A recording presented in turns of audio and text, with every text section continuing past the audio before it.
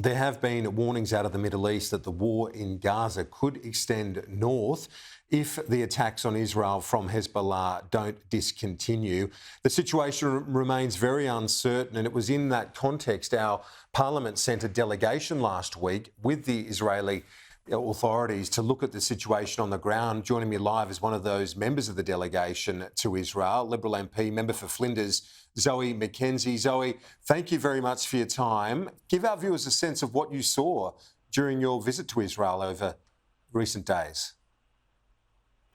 Thanks, Kieran. So there were 6 of us who were there together, and we were mainly in Tel Aviv and Jerusalem, but we did go down south to the Gaza border to look at the destruction in the township of Sderot, a township that used to have 37,000 residents, now has less than 3,000, and equally to go to the kibbutz, Kfar Aza, and to look at the destruction and the devastation that had happened there. So it was really important for us to go and see it for ourselves, to listen to soldiers, to parliamentarians, to local MPs, to people who run civil services for residents, to listen to families of hostages, people who had lost relatives and their experience. But equally, we met with the Palestinian Authority, we spoke to people in Ramallah and heard what their experience is as well. And there was an overarching desire for peace on all sides, but a recognition that that cannot happen without the disablement of Hamas, a terrorist organisation that is roughly 70 kilometres from the towns of Tel Aviv and Jerusalem, the equivalent distance of what I've just done from my Somerville office to South Bank here to talk to you. It's extremely close, it's extremely present, and it's a terrorist organisation determined to eradicate Israel and her people. What was the sense from Israelis about Australia's response? Do they feel they've been showed solidarity? Look, they were incredibly grateful for our presence. It's only 2 months into the conflict and that we were there, that we were listening to them.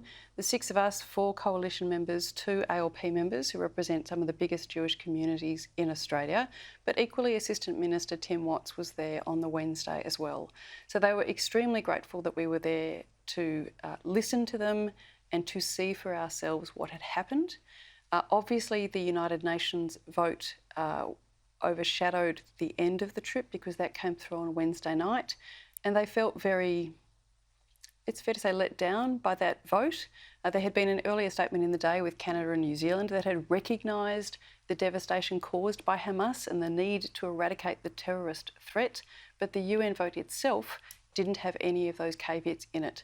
So obviously there was some disappointment in that, but that was expressed clearly and patiently and respectfully for Australia. But it would have been better had we actually been much clearer in relation to that UN vote and either abstained or ensured that the resolution had the notification about Hamas and what it had done and the need to eradicate Hamas as a political and military force in Gaza. Was there much discussion with those that you met in Israel as to the international reporting, perceptions of the conflict, the protests we're seeing around many nations, including here in support of the Palestinian cause, and how that is seen alongside the atrocity of October 7 and the fact that more than 100 hostages remain in the captivity of that terrorist group Hamas? To be fair, everyone we met with was also focused on the welfare of the Palestinian people. They were also focused on what a post-Hamas state will look like in the occupied territories of Palestine. So there was constant reflection on what needed to build back Gaza as quickly as possible to ensure that it is de-radicalised and prosperous in due course. That said, there was a real surprise that there was a lot that we didn't know before we went there. We didn't know the full extent, for example, of the sexual violence that had been perpetrated on the 7th of October. And we were hearing stories for the first time about what had happened. And we were surprised, frankly, that we had not heard more back in Australia, back in the global or international press about what had happened. The events of 7 October are truly harrowing. We were in the control room in Sderot, both with the Mayor and also the Minister of Defence, Benny Gantz, and we watched a video of a father and daughter who, when the sirens went off in Sderot, they did what they meant to do. They jumped out of their car and they ran for the closest bunker for protection. except that this time it wasn't a missile coming overhead, it was terrorists in the back of a ute. They shot the father, and we watched the 4-year-old girl run back and forth from her father to the car, to her father to the car, and not knowing where to go or what to do. It is the most harrowing of experiences, nothing like what anything Israel has seen in the 75 years of existence. In terms of loss per capita, it's 10, 13 times what happened on 9/11. So you can understand their dismay when we don't actually know exactly what happened. So it was important to listen to those stories to understand what it means for Israel and why this time they have no choice but to eradicate the terrorist threat on their doorstep.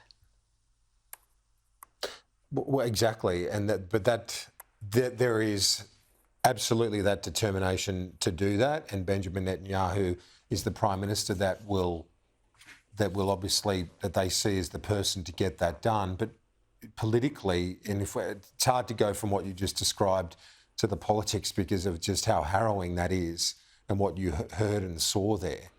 But from everything I've picked up out of Israel, people I've spoken to that live there, that report out of there, the various stories we've seen, Netanyahu won't be in the position for a day longer than they destroy Hamas, because he was in the job when this atrocity was perpetrated, when this intelligence failure was experienced by Israel. There's a certain acceptance that things will change. Politically, things will change in Israel once the war is concluded. The head of intelligence has already indicated he's likely to stand down. Israel knows that many mistakes were made in the lead-up.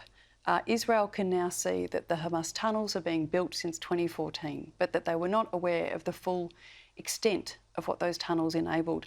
Equally, they know that they ignored advice from young female intelligence officers. You know, we heard that we met with women's groups and they told us not only about the sexual violence on the 7th, but equally that young women had been watching Hamas, had been watching role plays of the actual terror that they executed on the 7th of October and had put up the flag to say there's a problem here, we have a problem.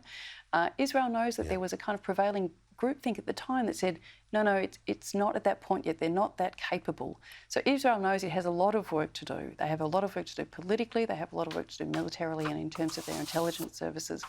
But the war must be concluded first. Their people must feel safe at home. The thing people forget is that 200,000 Israelis are living in hotels, cramped hotels in Tel Aviv and in Jerusalem because they can't go home. They've been evacuated from the southern border, they've been evacuated from the northern border.